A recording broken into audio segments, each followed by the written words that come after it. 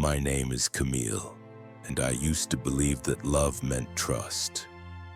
That when you built a life with someone, brick by brick, you didn't need to protect yourself from the people closest to you. But I was wrong.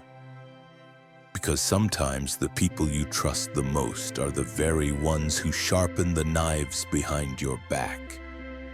And in my case, they used my love and my motherhood to erase me.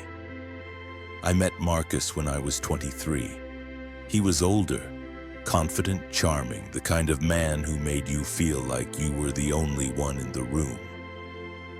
He had just started a small real estate business, and I was waitressing while studying accounting at night. He said he admired my work ethic, said I was different, and when he proposed 2 years later, I said yes without hesitation. We didn't have much, but we had a plan. We'd build something together. We bought a modest plot of land just outside the city.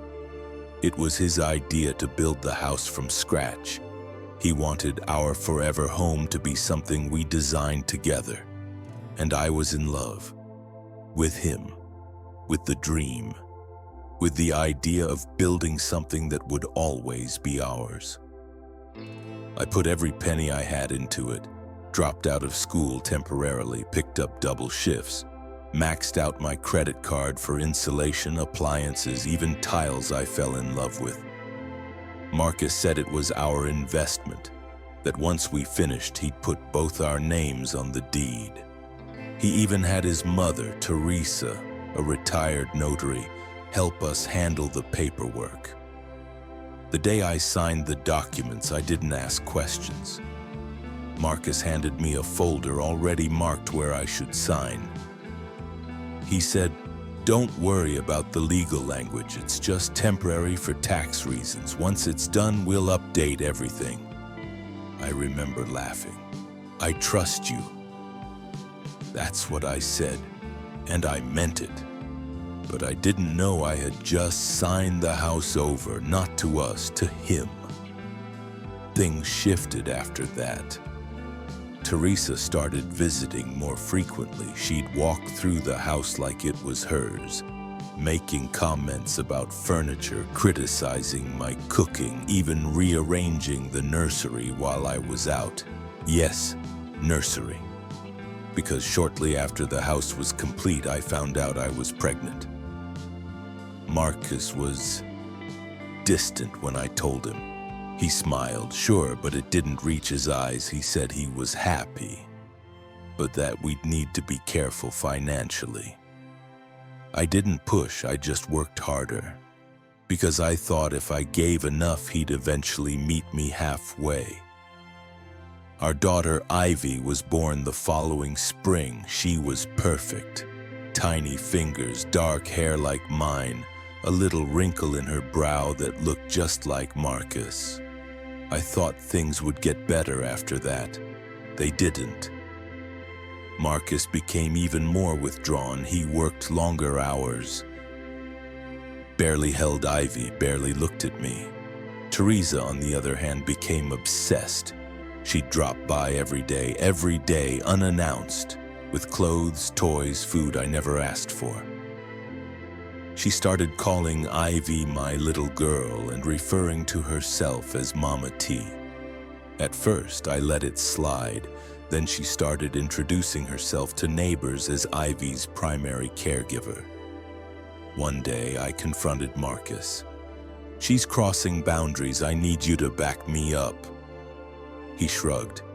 "She's just excited. Besides, she's helping. You're always tired." I stared at him. "Because I'm raising a newborn, alone, in a house I helped pay for." He scoffed. "Technically, it's in my name." The words hit me like a slap. "What?" He didn't blink. "The house.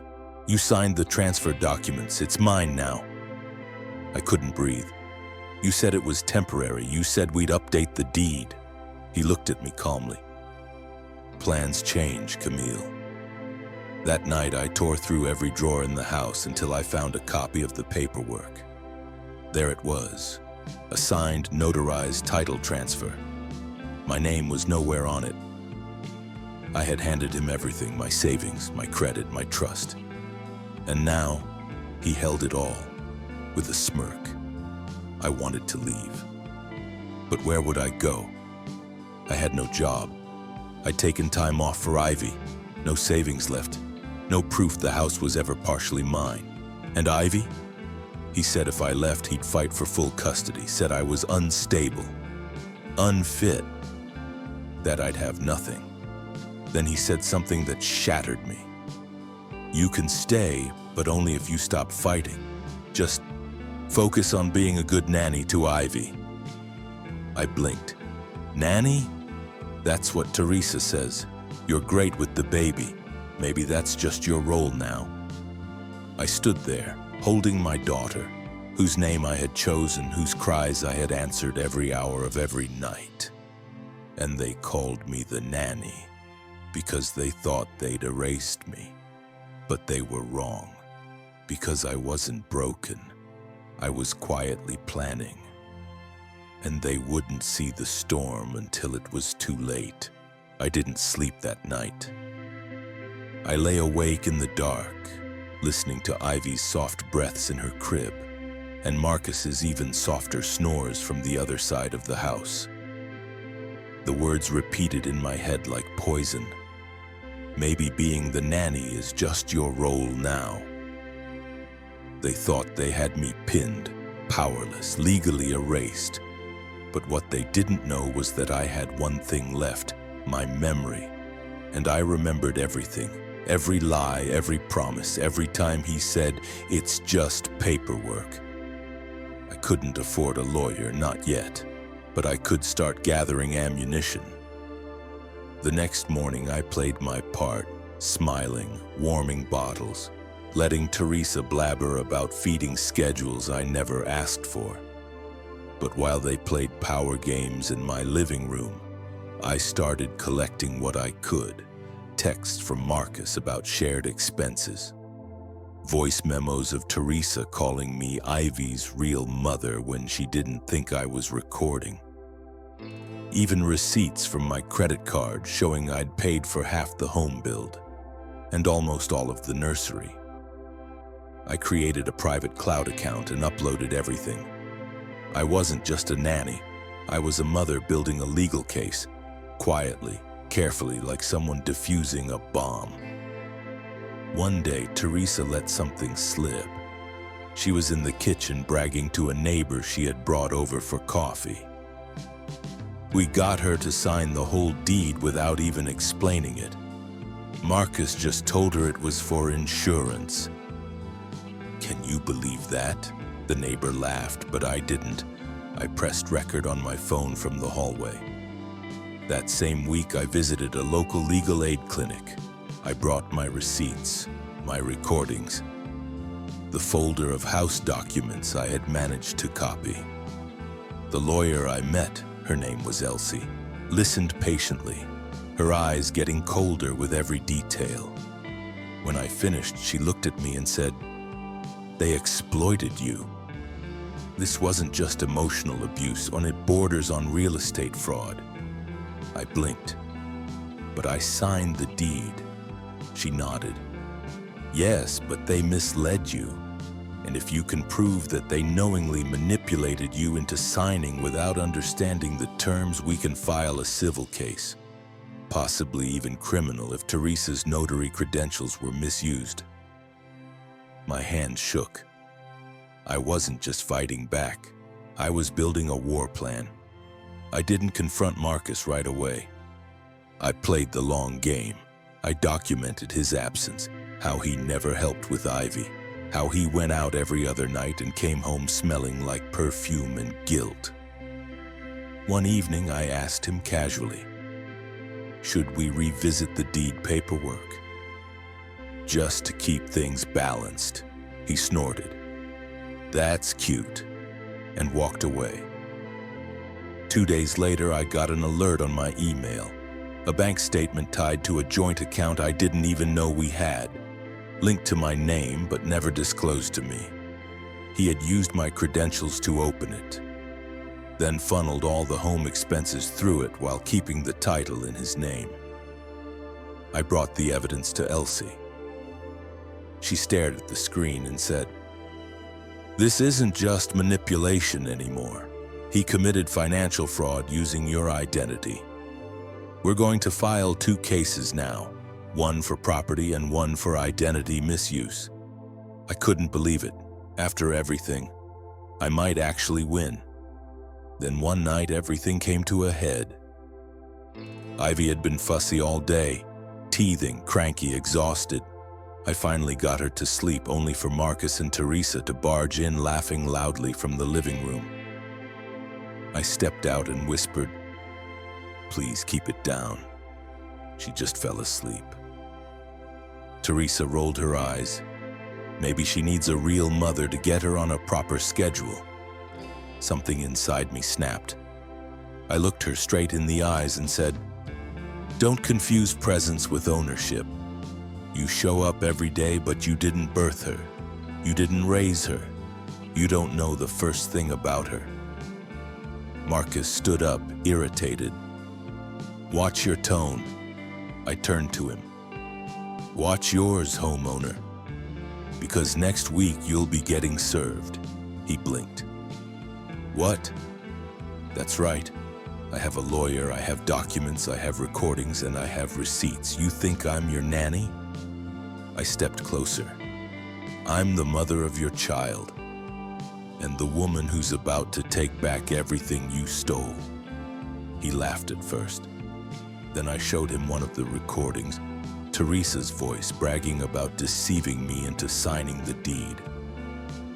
His face paled, and for the first time, he looked scared. The following Monday, Marcus was officially served. A lawsuit for property fraud, another for financial exploitation, and a custody petition demanding full legal rights for Ivy, with evidence of neglect and emotional abuse from both Marcus and Teresa. His silence after that was deafening. And Teresa? She stopped coming around. But the battle wasn't over. We were heading to court, and I was prepared to lay bare everything they had done. Every lie, every signature, every moment they tried to strip me of my identity and motherhood. Court was colder than I expected.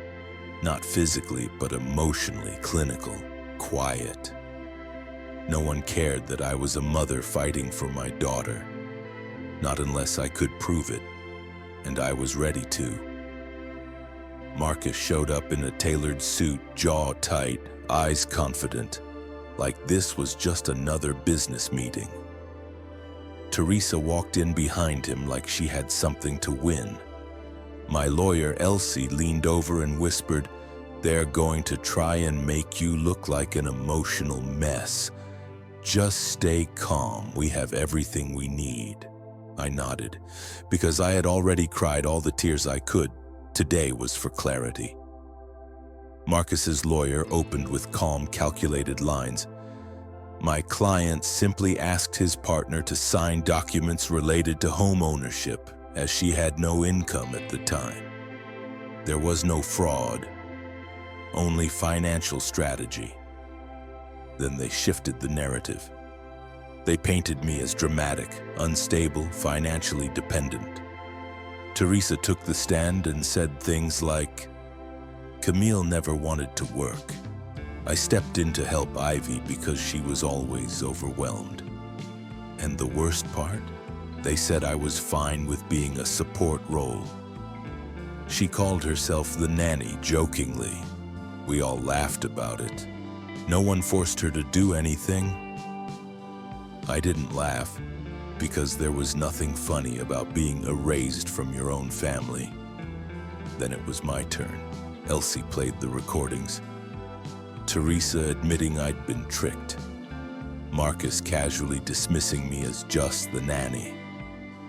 And my quiet voice, desperate in the background, trying to hold on to something I built with my hands and heart.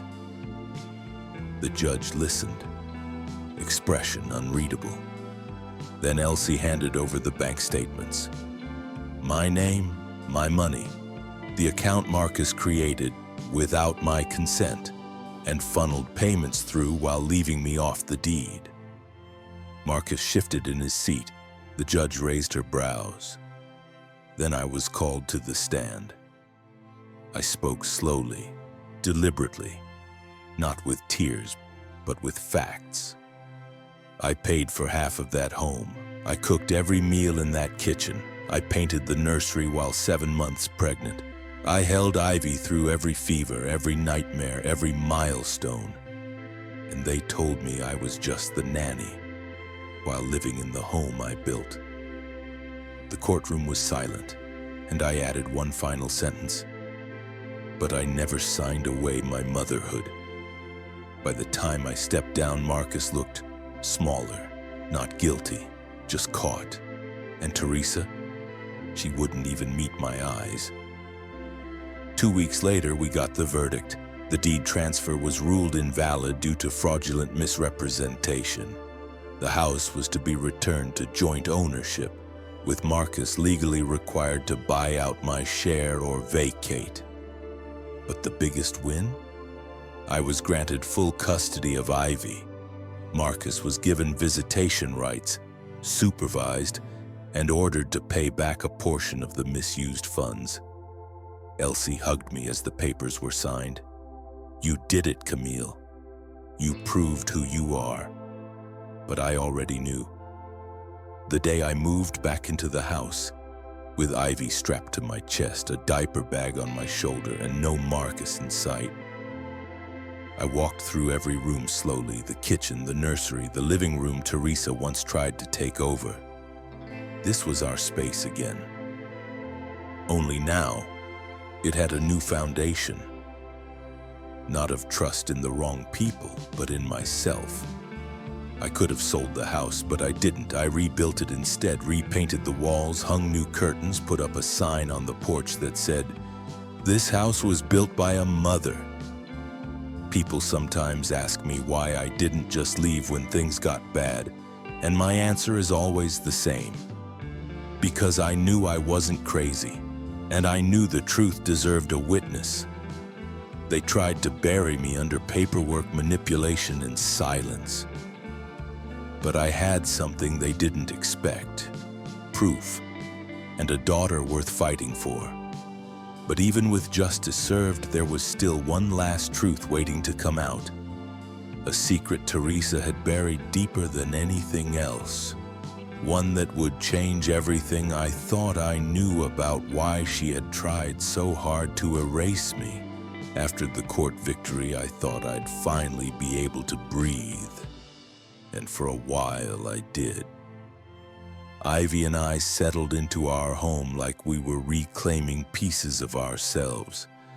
I found a part-time accounting job, started rebuilding my savings, and watched Ivy take her first steps in the very same living room where I was once told I didn't belong. But then, one quiet afternoon, I got a letter. No return address. Inside was a single sheet of paper and an old photo. Marcus, Teresa, and a woman I had never seen before.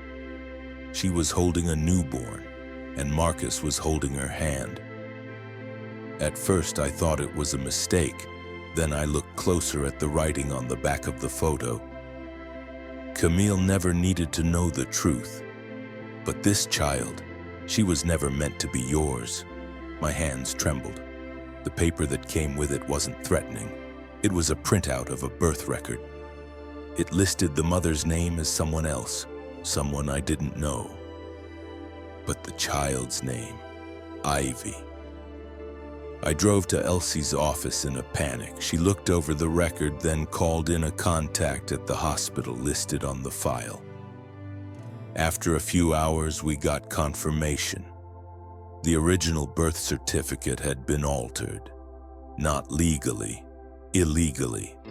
The document had been changed before it was filed, and the real mother's name was someone else entirely. I couldn't breathe. Everything, the control, the manipulation, the obsession Teresa had with Ivy, suddenly made a horrible kind of sense. I wasn't just the nanny in their minds. I had never been meant to be Ivy's mother at all. Elsie and I started digging. We found out the woman in the photo, her name was Rachel, had been involved with Marcus before me. She got pregnant. And when she died suddenly in childbirth, Ivy was left in the care of Marcus and Teresa. But Teresa panicked. She didn't want anyone to know Rachel had existed, didn't want questions, didn't want Marcus to lose his reputation or control or future.